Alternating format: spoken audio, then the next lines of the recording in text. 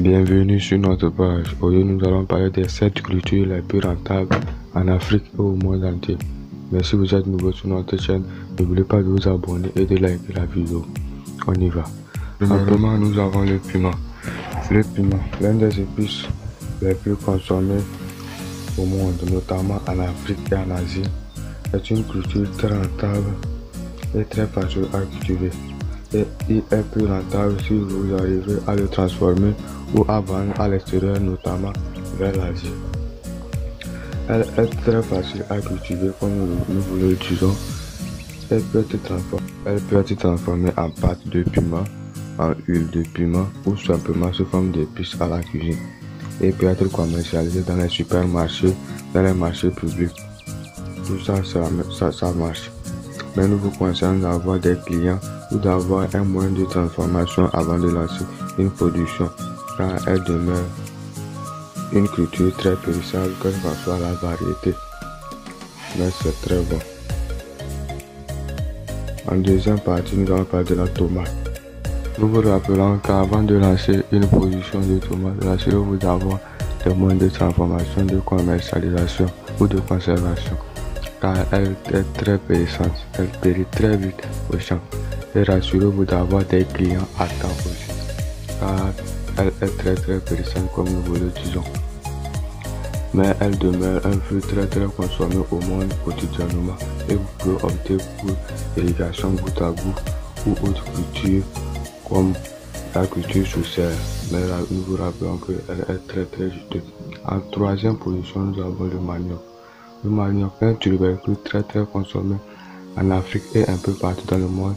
Et aujourd'hui, sur la voie d'être remplacé par le blé en Afrique, car le coût du blé pèse trop sur le continent africain.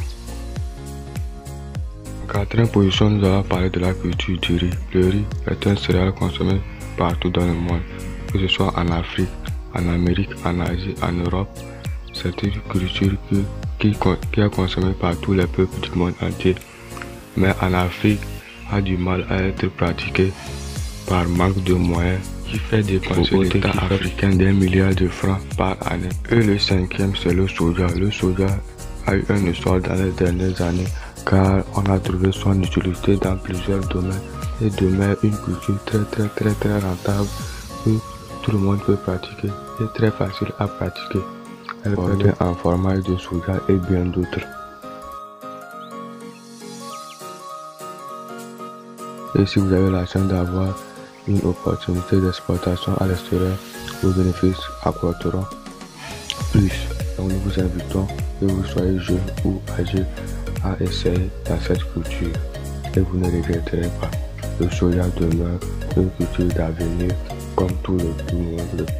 Deuxième partie, nous avons l'ananas.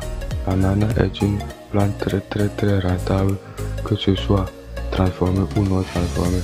Mais si vous avez les moyens de transformation, nous vous exhortons à le transformer, car en le transformant, les bénéfices augmentent.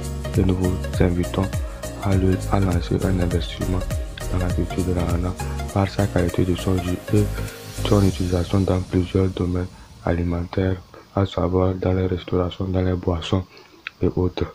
Ça demeure une culture très rentable à investir là-dedans.